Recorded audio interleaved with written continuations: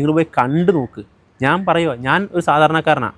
എനിക്ക് ഈ പടത്തിനെ പറ്റി വലിയ ടെക്നിക്കൽ പരമായിട്ടോ ഡയറക്ടറിനെയോ അങ്ങനെ ഇങ്ങനെയൊന്നും അറിയത്തില്ല. ഞാനൊരു സാധാരണക്കാരനൊരു പടം പോയി കാണുന്നു.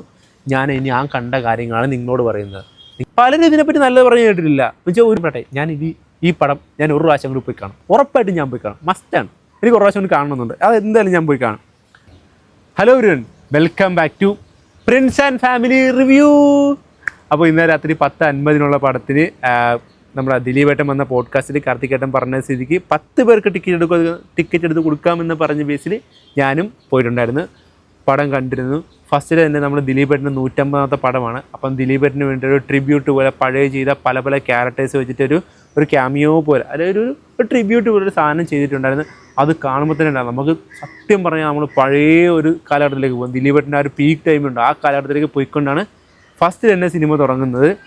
പിന്നെ ഇതിനകത്ത് പറയാനകത്ത് ക്യാരക്ടേഴ്സ് എന്ന് പറയുന്നത് ദിലീപേട്ടനുണ്ട്, പിന്നെ സോറി ഗൂഗിളാണ് നമ്മുടെ പ്രിൻസ് ആൻഡ് ഫാമിലി കാസ്റ്റായിട്ട് വരുന്നത് നമ്മുടെ ധ്യാൻ ശ്രീനിവാസനുണ്ട്. അയ്യോ, പിന്നെ സിദ്ദിഖൊക്കെ ഉണ്ട്, ബിന്ദു പണിക്കറുണ്ട്, ജോണി ആൻഡ്രി ഉണ്ട്, അശ്വിൻ ജോസ് ഉണ്ട്. പിന്നെ 2 നായികമാരുണ്ട്.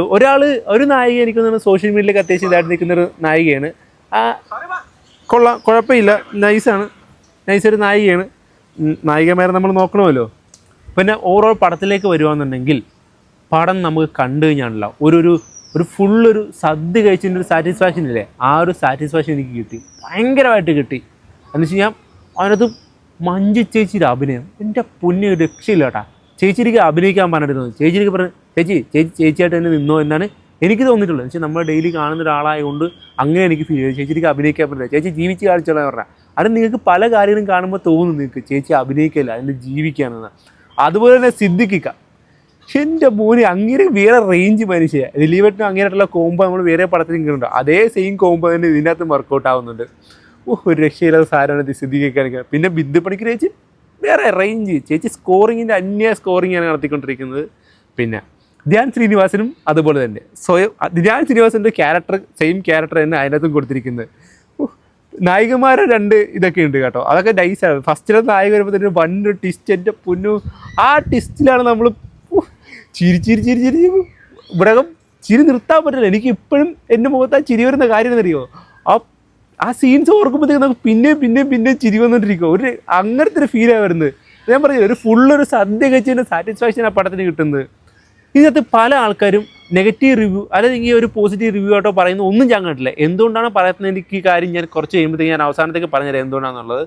പലരും ഇതിനെപ്പറ്റി നല്ലത് പറഞ്ഞു കേട്ടിട്ടില്ല. എന്നുവെച്ചാൽ ഒരു സാധാരണ ഇത്തരം നല്ല പടം വരുമ്പോഴത്തേക്ക് ഒരു ഹൈപ്പ് അല്ലെങ്കിൽ ഒരു പോസിറ്റീവ് റെസ്പോൺസ് പല സ്ഥലത്തും വരുന്നുണ്ട്. അതൊന്നും വരുന്നില്ല.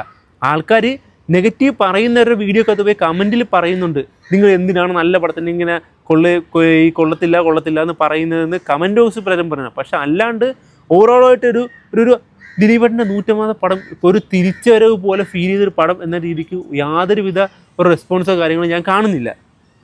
ദിലീപൻ്റെ 150ാമത്തെ പടം എന്ന് പറയുന്നതിനേക്കാൾ ഉപരി ഈ പടം ദിലീപേട്ടനല്ലാണ്ട് വേറെ ആർക്കും ചെയ്യാൻ പറ്റത്തില്ല.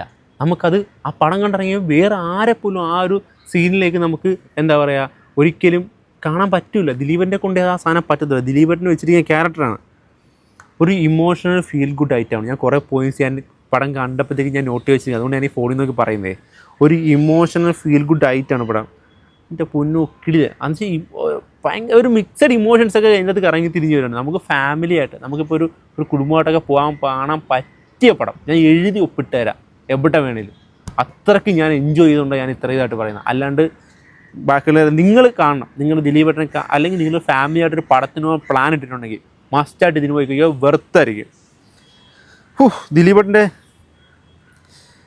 ദിലീപേട്ടൻ്റെ അഭിനയത്തിലേക്ക് വരുവാണെന്നുണ്ടെങ്കിൽ ദിലീപേട്ടൻ എന്താ പറയുക പഴയ ആ ഒരു മനുഷ്യനുണ്ടല്ലോ അത് അങ്ങനെ തന്നെ ഇപ്പോഴുന്നത്. എന്ന് വെച്ചാൽ ദിലീപേട്ടൻ്റെ സ്ഥിരം കോമഡി പദാർത്ഥം, ദിലീപേട്ടൻ്റെ സ്ഥിരം ഒരു കോമഡി ക്യാരക്ടേഴ്സ് ഒക്കെ ഉണ്ട്. അതിൽ നിന്നൊക്കെ ഭയങ്കരമായിട്ട് വ്യത്യസ്തമായിട്ടുള്ള പല കാര്യങ്ങളും ഇതിനകത്ത് വന്നിട്ടുണ്ട്.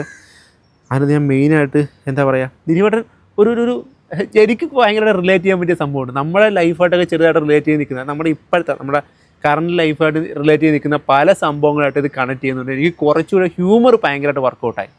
വെച്ച് കഴിഞ്ഞാൽ ഒരു ഫസ്റ്റ് ഹാഫ് മൊത്തം ചിരിച്ച് ഇത്രയും അധികം ചിരിച്ച് സന്തോഷിച്ചൊരു പടം ഈ അടുത്ത കാലത്ത് ഞാൻ കണ്ടിട്ടില്ലെന്ന് വേണമെങ്കിൽ തന്നെ പറയാം. അത്ര ഞാൻ ചിരിച്ച് എൻജോയ് ചെയ്തിട്ടുണ്ട് ഭയങ്കരമായിട്ട് തന്നെ. പിന്നെ ഇതിലേക്ക് വരുവാന്നുണ്ടെങ്കിൽ ദിലീപേട്ടൻ്റെ ഒരു ശരിക്കൊരു കംബാക്ക് തന്നെ ഇതിനകത്ത് കാണുന്നുണ്ട് കേട്ടോ. ഒരു 150 പടത്തിനകത്ത് ദിലീപേട്ടൻ എന്താണോ പണ്ട് നിന്ന് ദിലീപേട്ടൻ അതിന് നമുക്ക് ഇപ്പോഴും കാണാൻ പറ്റുന്നുണ്ട്. അതിനെ കുറച്ചൊരു ബെറ്ററായിട്ട് നമുക്ക് കാണാൻ പറ്റുന്നുണ്ട് അതിനകത്ത്. ചെയ്യും നന്നായിട്ട് ഹ്യൂമർ വർക്കൗട്ട് ആവുന്നല്ലോ. എൻ്റെ മുന്നേ ധ്യാൻ ശ്രീനിവാസൻ്റെ ഒക്കെ ചില സാധനമൊക്കെ ഉണ്ട്, ഒരു സാധനമൊക്കെ ഉണ്ട്. എൻ്റെ പൊന്നോ ചിരി ഊപ്പടും പതപ്പടും വരും. നമുക്ക് ഫസ്റ്റ് ഹാഫ് ചിരിയടക്കാൻ പറ്റൂല, അത്രയ്ക്ക് നന്നായിട്ട് ഭയങ്കര ശരിക്കും പലരുടെയും ഫാമിലിയിൽ നടക്കുന്ന, അല്ലെങ്കിൽ ഇപ്പോൾ പലർക്കും ആ കഥ കണ്ട് റിലേറ്റ് ചെയ്യാൻ പറ്റും എന്താ സംഭവം എന്നൊക്കെ ഉള്ളത്. അയ്യോ അമ്മാതിരി സാധനമാണ്. പിന്നെ സിദ്ദിഖിക്കയുടെ പെർഫോമൻസ് ഒക്കെ പറയാൻ പറ്റും. എൻ്റെ പിന്നെ അങ്ങനെ എന്ത് മനുഷ്യനാണ്, രക്ഷയില്ല. ബിന്ദു പണിക്കർ ചേച്ചിയും ഒരു രക്ഷയില്ല, മഞ്ചേച്ചി ഒരു രക്ഷയില്ല. നമ്മുടെ ജോണി ആൻറ്റി ചേട്ടനൊക്കെ ഇപ്പം വേറെ റേഞ്ച് പരിപാടിയൊക്കെ ചേട്ടനൊക്കെ ഭയങ്കരമായിട്ട് ഹ്യൂമർ ഇപ്പം നല്ലപോലെ വർക്കൗട്ട് ആവുന്നുണ്ട്.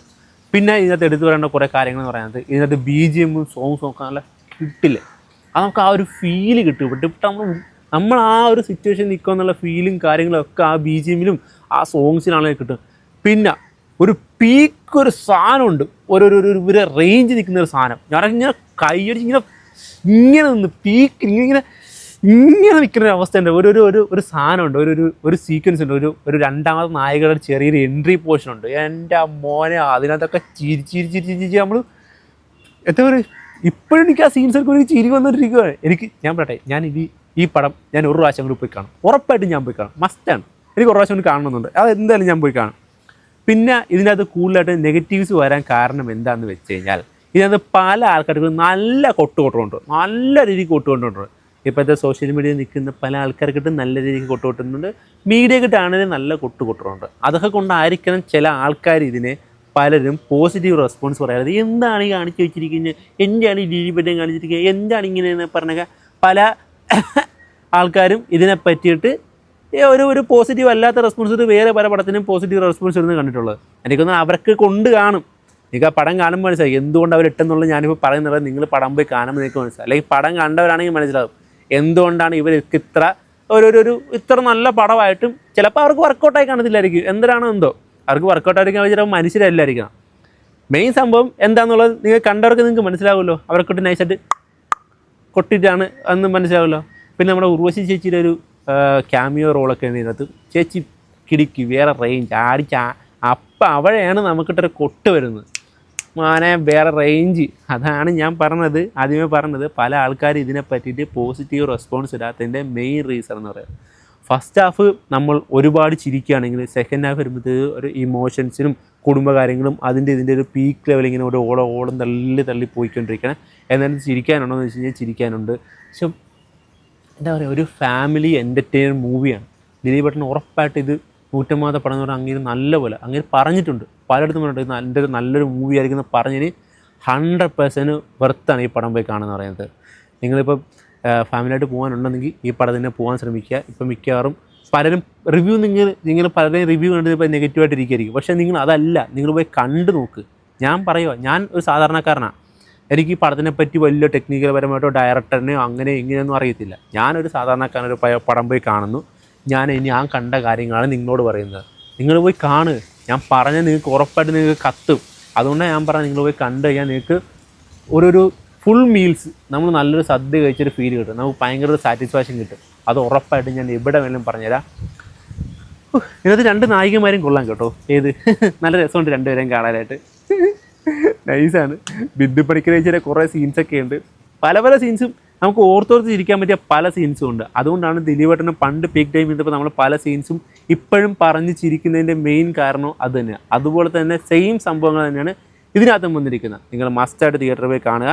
കണ്ടവരാണെങ്കിൽ കമൻറ്റ് ബോക്സിൽ നിങ്ങളുടെ അഭിപ്രായം പറയാം. ഞാൻ പറഞ്ഞതോട് നിങ്ങൾ യോജിക്കുന്നുണ്ടോ, പലരും നെഗറ്റീവ് പറഞ്ഞതിൻ്റെ കാര്യം എന്താണെന്നുള്ളത്. ഇത്ര നല്ല പടമായിട്ടും പല ആൾക്കാരും നെഗറ്റീവ് ഇപ്പോഴും പറയുന്നുണ്ട്. നിങ്ങളതൊന്നും മൈൻഡ് ചെയ്യേണ്ട, നിങ്ങൾ പോയി കാണുക. ഞാൻ പറയുന്നു പോയി കണ്ടോ, കിടിലം പടം, വർത്താണ്. ഓക്കെ, അപ്പോൾ ഇത്രയൊക്കെയാണ് നമ്മുടെ കുഞ്ഞു വീഡിയോ. ഞാൻ പറഞ്ഞതൊക്കെ നിങ്ങൾക്ക് ഇഷ്ടമാണെന്ന് വിചാരിക്കുന്നു.